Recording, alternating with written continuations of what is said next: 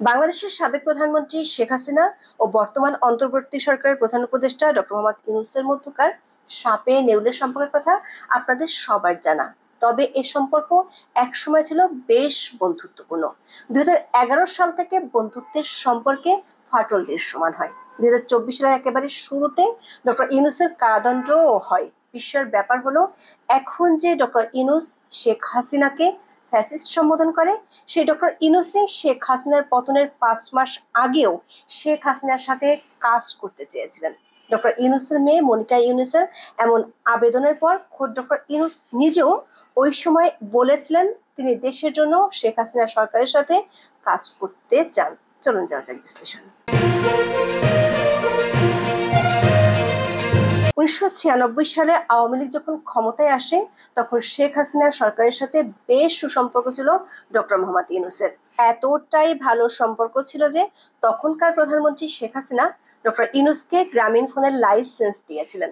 চট্টগ্রাম বিশ্ববিদ্যালয়ের সাবেক অধ্যাপক ডক্টর মোহাম্মদ ইউনূসের পারিবারিক বন্ধু ডক্টর মইনুল ইসলাম তার এক লেখায় বিষয়টি তুলে ধরেছেন। ডক্টর মইনুল লিখেছেন, তদানীন্তন প্রধানমন্ত্রী শেখ হাসিনা একটি মাত্র বৈঠকে চা নাস্তা খাইয়ে অত্যন্ত আগ্রহ করে প্রফেসর ইউনূসকে গ্রামীণ ফোনের লাইসেন্সটি দিয়েছিলেন। এমনকি তিনি প্রফেসর ইউনূসকে রেলওয়ে আন্ডারগ্রাউন্ড কেবল নেটওয়ার্কটি নামমাত্র ফির বিনিময়ে ব্যবহার করতে দেওয়ায় গ্রামীণ ফোন স্বল্প খরচে সারা দেশে তাদের নেটওয়ার্ক সম্প্রসারণে সক্ষম হয়েছিল। এরপর 1997 সালে ওয়াশিংটন ডিসিতে ওয়ার্ল্ড মাইক্রো ক্রেডিট সামিট অনুষ্ঠিত হয়। সে অনুষ্ঠানের উদ্বোধন করেছিলেন শেখ হাসিনা। উপস্থিত ছিলেন ডক্টর ইউনূস। সেই সুসম্পর্কের পট পরিবর্তন হয় 2001 সালে আওয়ামী লীগ শাসনামলের শেষ দিকে। তখন বাংলাদেশ ব্যাংকের গভর্নর ছিলেন ডক্টর ফরাসউদ্দিন। ফরাসউদ্দিনের নেতৃত্বে একটি টিম গ্রামীণ ব্যাংকের বিরুদ্ধে 27টি অডিট আপত্তি খুঁজে পায়, যার মধ্যে সবচেয়ে উল্লেখযোগ্য আপত্তিটি ছিল প্রফেসর ইউনূসের বয়স 60 বছর পেরিয়ে যাওয়া সত্ত্বেও তার দায়িত্ব পালনের ব্যাপারে। 2001 সালের নির্বাচনে আওয়ামী লীগ হেরে গেলে সে আপত্তিগুলো মোটামুটি ফাইলবন্দি ছিল। এরপর 2006 সালে ডক্টর ইউনূস নোবেল পান। 2007 সালে 111-এর সময় তাকে তত্ত্বাবধায়ক সরকারের প্রধান হওয়ার প্রস্তাব দেওয়া হয়েছিল। জেনারেল মইনু আহমেদের লেখা জেনারেল মইনের বয়ানে 111 বইতে পাওয়া যায়, প্রথমে নোবেল বিজয়ী অধ্যাপক ইউনূসকে সরকারের প্রধান উপদেষ্টার প্রস্তাব দেওয়া হলে তিনি তাতে রাজি হননি। গবেষক লেখক মহিউদ্দিন আহমেদ একটি লেখায় দুজন সেনা কর্মকর্তার বরাত দিয়ে লিখেছেন, মোহাম্মদ ইউনূস কেয়ারটেকার সরকার প্রধান হওয়ার প্রস্তাবে রাজি না হওয়ার প্রধান কারণ ছিল এই সরকারের স্বল্প মেয়াদ। 2007 সালে 111-এর পর রাজনৈতিক দল গঠনের ইচ্ছে হয় ডক্টর ইউনূসের। নাগরিক শক্তি নামে রাজনৈতিক দল গঠনের পথে তিনি অনেকখানি এগিয়েছিলেন। দেশি বিদেশি নানা গ্রুপের সহায়তায় দল গঠনের ঘোষণাও দেন। কিন্তু শেষ পর্যন্ত দেশের মানুষ যে ডক্টর ইউনূসকে চায় না, সেটি বুঝে যায় তার সহায়তাকারীরা। রণে ভঙ্গ দেন তিনি। রাজনীতিবিদ হওয়ার স্বপ্নকে খুন করে ফিরে যান নিজের সামাজিক ব্যবসায়। 2009 সালের নির্বাচনে জিতে আওয়ামী লীগ 2011 সালে গ্রামীণ ব্যাংক থেকে অপসারিত হন ডক্টর ইউনূস। ওই সময় পদ্মা সেতু তৈরিতে দুর্নীতি অভিযোগ তোলে বিশ্বব্যাংক। অর্থায়ন বাতিল করে সংস্থাটি, যদিও পরে তাদের সে অভিযোগ টেকেনি। কিন্তু তখন শেখ হাসিনা সরাসরি অভিযোগ করেন পদ্মা সেতুর অর্থায়ন বাতিলের পেছনে ডক্টর ইউনূসের হাত ছিল। এরপর ডক্টর ইউনূসের বিরুদ্ধে বেশ কয়েকটি মামলা হয়।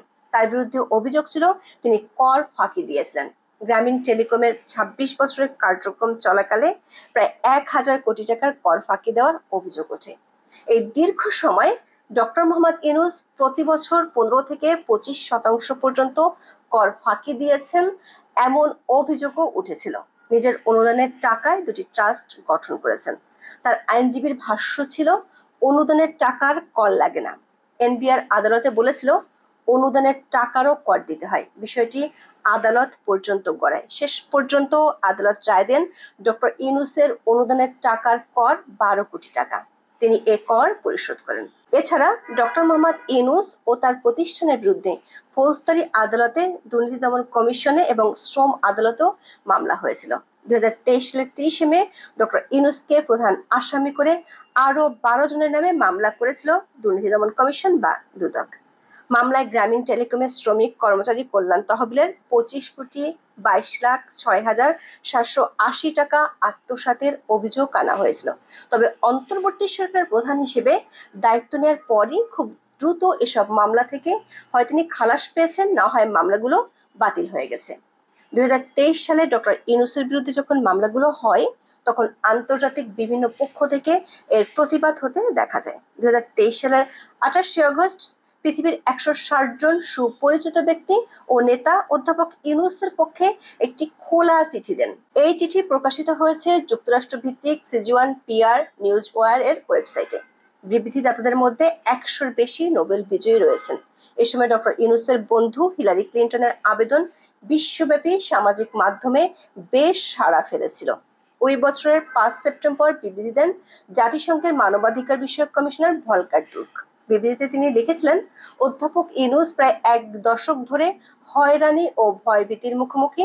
আরও লিখেছিলেন, ডক্টর ইউনূস তখন যে দুটি মামলায় বিচারের মুখোমুখি হচ্ছেন সেগুলোতে তার কারাদণ্ড হতে পারে।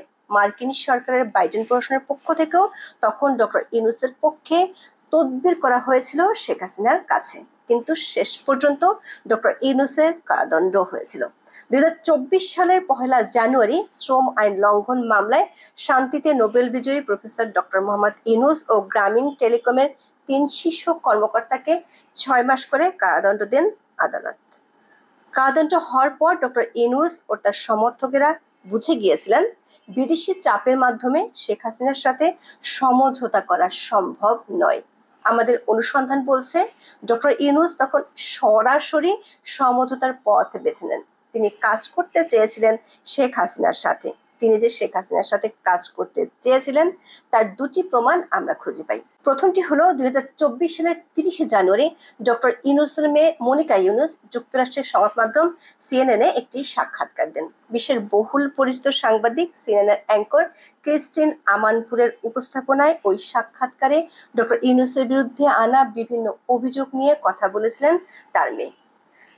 তিনি সেই সাক্ষাৎকারে বলেছিলেন, শেখ হাসিনা সরকারের সঙ্গে তার বাবা আবার কাজ করার সুযোগ পেলে তা দারুণ একটি বিষয় হবে। 2024 সালের 3রা ফেব্রুয়ারি দৈনিক প্রথম আলোতে প্রকাশিত প্রতিবেদনে আমরা দেখতে পাচ্ছি, সাক্ষাৎকারের এক পর্যায়ে মনিকা ইউনূস বলেন, শেখ হাসিনার সরকারের সঙ্গে ডক্টর ইউনূস আগেও কাজ করেছেন, আর আমি মনে করি তার বিরুদ্ধে ভ্রান্ত জঘন্য মামলা দিয়ে 10 বছরের বেশি সময় ধরে তাকে হয়রানি করে সময় নষ্ট করার চেয়ে আবার একসঙ্গে কাজ করার সুযোগ রয়েছে।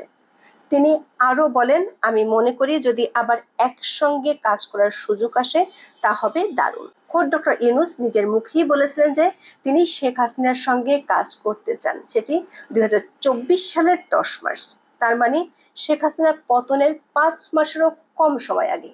ওই দিন দৈনিক সমকালে ডক্টর মোহাম্মদ ইউনূসের একটি সাক্ষাৎকার ছাপা হয়েছিল।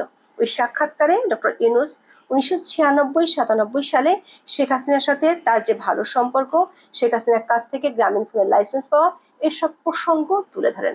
মনিকা ইউনূস যে বলেছিলেন অধ্যাপক ইউনূস শেখ হাসিনার সাথে কাজ করতে চান, এ ব্যাপারে দৈনিক সমকালের পক্ষ থেকে ওই সাক্ষাৎকারে অধ্যাপক ইউনূসের মতামত জানতে চাওয়া হয়েছিল।